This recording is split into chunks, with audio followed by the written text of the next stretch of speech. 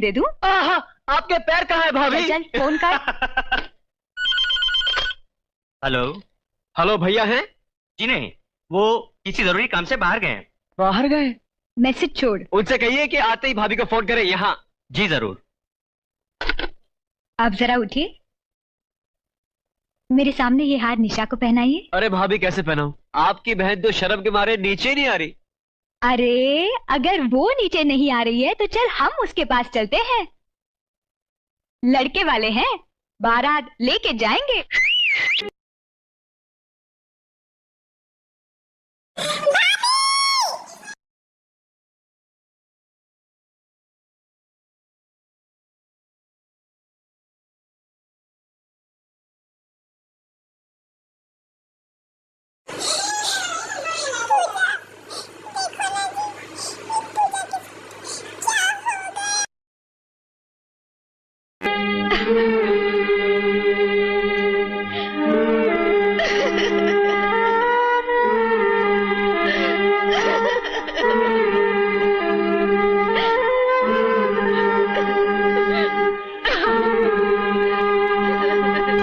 खा ले टफी, तुझे खिलाने वाली अब वापस नहीं आएगी।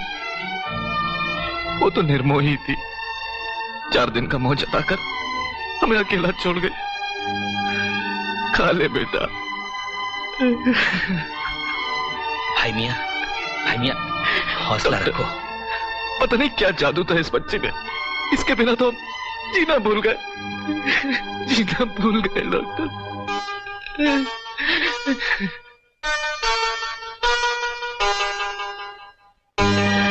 अरे भैया जी, रुको। कैसे हो भैया जी? ये लो पैसे, ये लो। भैया जी, पिछले दिनों चमत्कार हो गया। अरे जगन, सभी डॉक्टर ने जवाब दे दिया था, कह दिया था कि हमारी बाबूजी कभी ठीक नहीं होगी। लेकिन हमें विश्वास था उन्हें कुछ नहीं हो सकता। पूजा भाऊजी ने उनके लिए प्रार्थना की थी ना भैया जी, और वही हुआ। उनकी आंखें खुली, वो मुस्कुराई।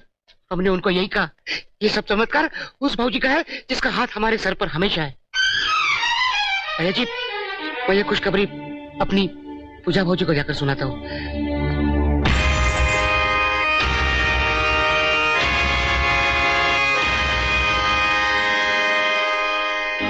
वो हाथ हम पर सूट गया लल्लू।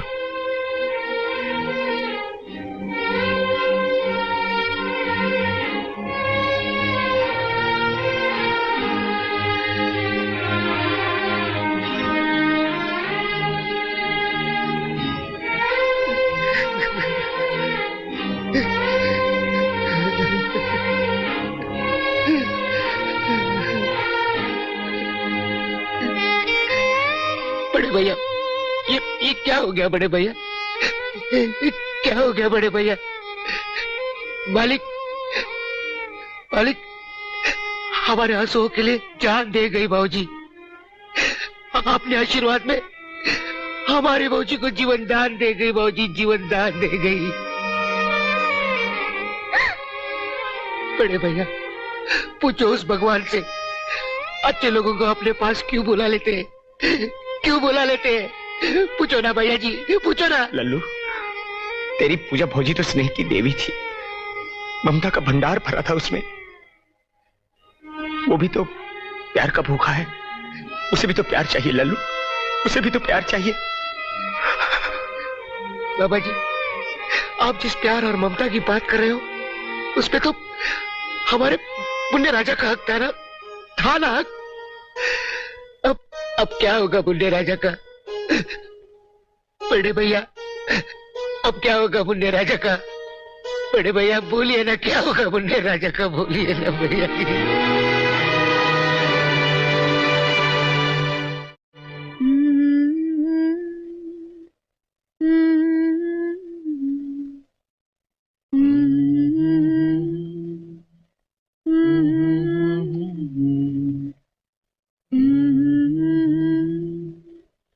जा बेटा, इसे ठीक से ऊपर सुला दो।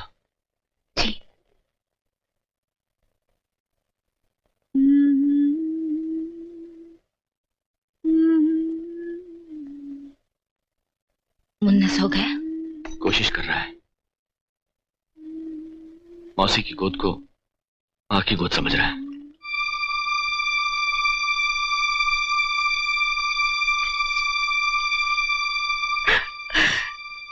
पूजा के जाने के बाद जब हमें उसकी कमी इतनी महसूस हो रही है तो जरा सोचो बेचारे राजेश पे क्या बीत रही होगी।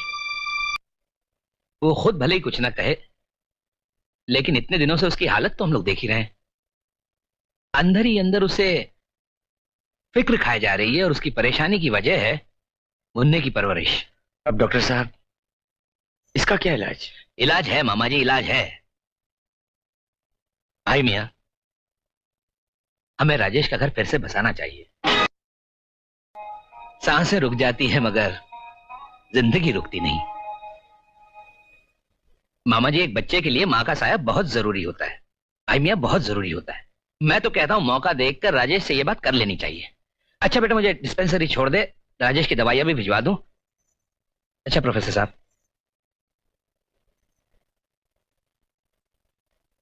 बिल्कुल ठीक कहा डॉक्टर साहब ने, बिल्कुल ठीक कहा।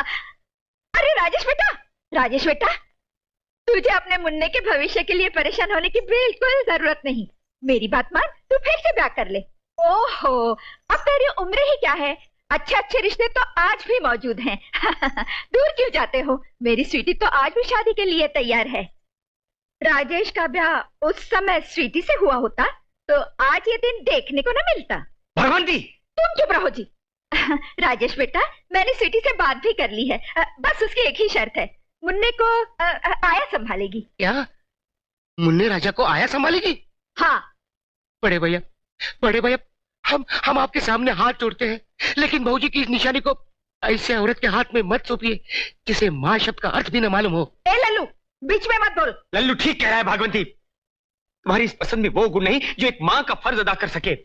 हर किसी और के बच्चे को सीने से लगा कर रखने के लिए अपनी संस्कृति की पहचान होनी चाहिए, समझी तुम? देखो जी, अभी जी, भाई साहब ठीक कह रहे हैं। अजय खाक ठीक कह रहे हैं। क्यों खड़े खड़े मेरी भतीजी को ताने दे रहे हैं? आजकल कौन सी लड़की सौतेली माँ बनना पसंद करेगी? कौन से माँ बाप ऐसे हालात में अपनी बेटी राजेश को देंगे? माफ कीजिए, मैं आपसे पूछती हूँ भाई साहब, आप अपनी निशा की शादी कर देंगे राजेश से? वो अब बहुत हो चुका। अरे छोड़ो जी, ये प्रोफेसर मुझ पर मत झाड़ो। ये लेक्चर वेक्चर अपने कॉलेज के लिए रखो। भाई साहब, मैं कहती हूँ कि स्वीटी ने जो शर्त रखी है उसमें हर्जी क्या है? अरे एक बच्चे को लेकर इतना बड़ा बखेड़ा बना रखा है। अरे बच्चों का क्या राजेश बेटा, बच्चे तो पल जाते हैं।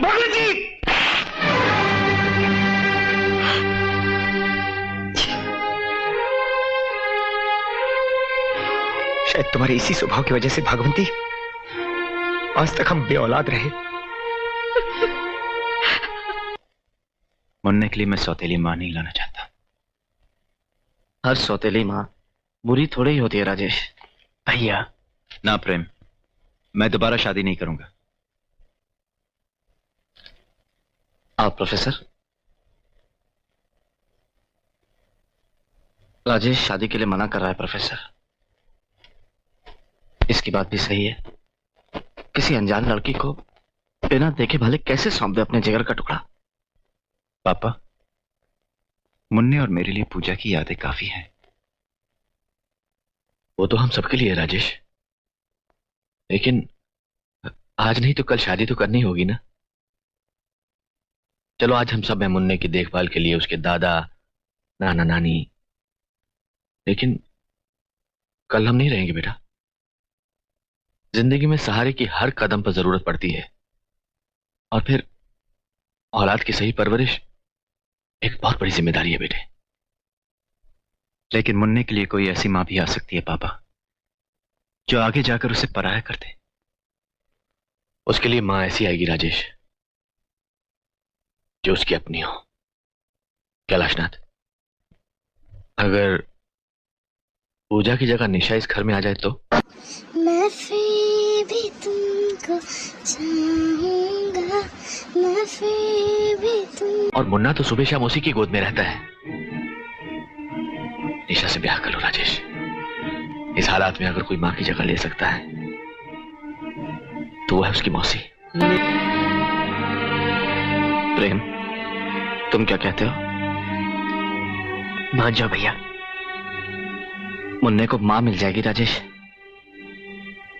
पहले निशा से पूछिए।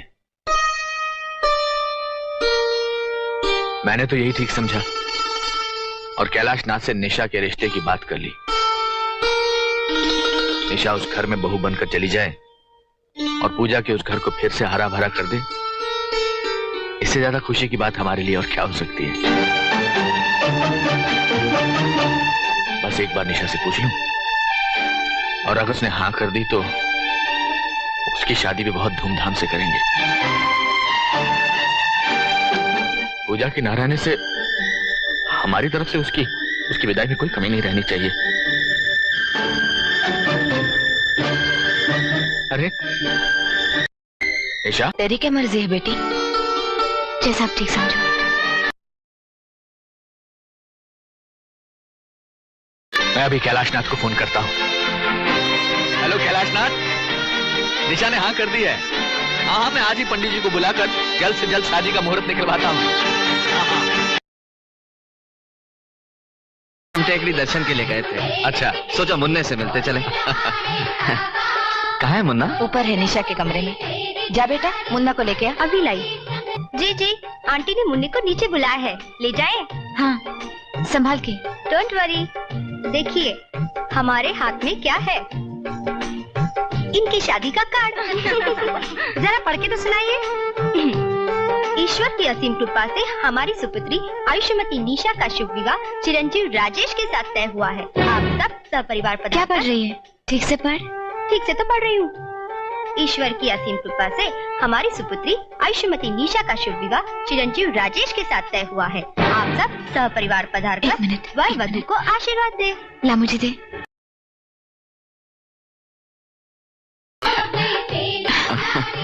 निशा, निशा, तूने राजेश के साथ शादी के लिए हाँ कहकर हम पर बड़ा ही उपकार किया बेटी।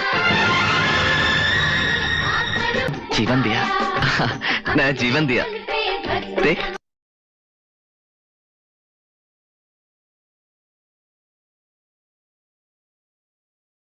निशा बेटी उठो, क्या हो गया तुम्हें? डॉक्टर को बुलाओ कोई।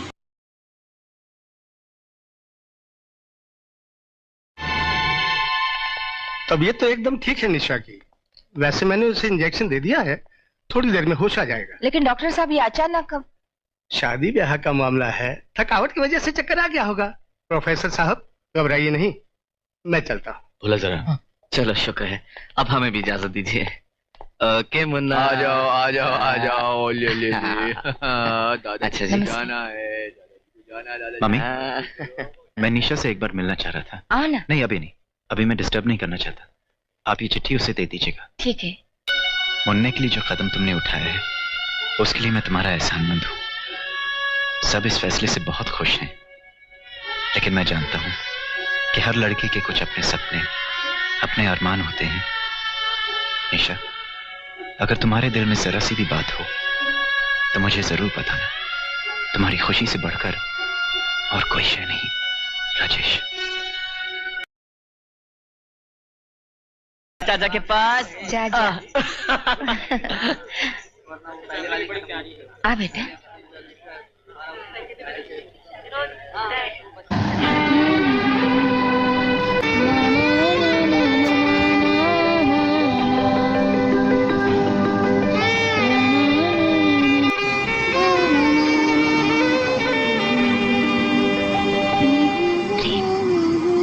हमारे प्यार के बंधन को जीजी ने इस हार से सजाया था। चाहा था कि हार उनकी देवरानी पहने। इसे लौटा रही हूँ। निशा।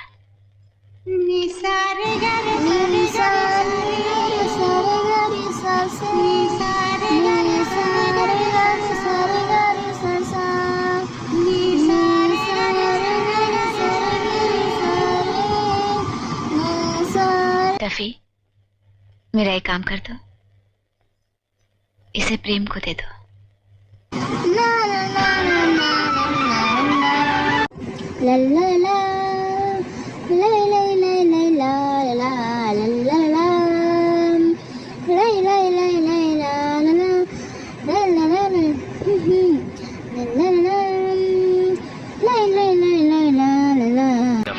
धन को जीजी ने इस हार से सजाया था। चाहा था कि हार उनकी देवरानी पहने। इसे लौटा रही हूँ। निशा।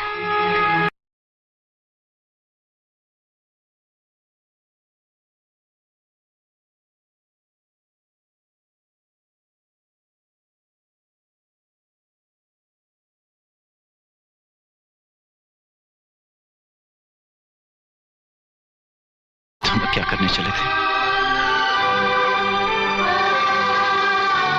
अगर इनका ये कदम उठ जाता तो क्या जवाब देता मैं तुम्हें? क्या बात हो गई राजेश? अचानक यहाँ ऊपर कैसे चला है? ये पढ़िए काका और बताइए कि ये कहां का न्याय है। काका, ये आपका लाडला जो हर छोटी सी छोटी बात मुझसे पूछा करता था, आज इतनी बड़ी बात अपने दिल में छुपा के, अपनी हंसी में दबा के पराया कर दिया इसने आज अपने भाई को। नहीं प्रेम, ये तुमने ठीक नहीं किया। मामी, पूजा के जाने के बाद मेरी सिर्फ एक ही इच्छा थी, मुन्ने को कभी मां की कमी महसूस ना हो। मैं तुमसे पूछता हूं निशा, अगर तुम मुन्ने को उसकी चाची बनकर अपनाती तो क्या तुम्हारी ममता कम हो जाती? बोलो निशा, बोलो। चुप क्यों हो निशा? जवाब दो।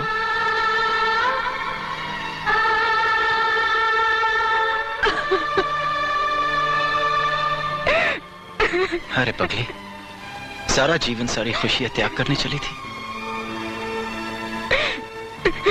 हाँ? राजेश बेटा, तुम इन पर नाज होना चाहिए। इन्होंने जो कुछ भी किया अपना फर्ज समझ के किया बेटा। अब मुझे भी एक फर्ज पूरा करना है मामा जी। पूजा का अधूरा सपना। सच मानो तो गलती मेरी ही थी पूजा, मैं ही नहीं समझ पाया कि तू मुझे क्या कहना चाह रही थी जाते समय। पापा, मेरी आपसे एक रिक्वेस्ट है, निशा का हाथ प्रेम को सौंपिए। कैलाशनाथ, पिछले जन्म में जरूर मैंने कुछ पुण्य किए होंगे। धन्य हो गया मैं ऐसे दामाद पाकर, धन्य हो गया।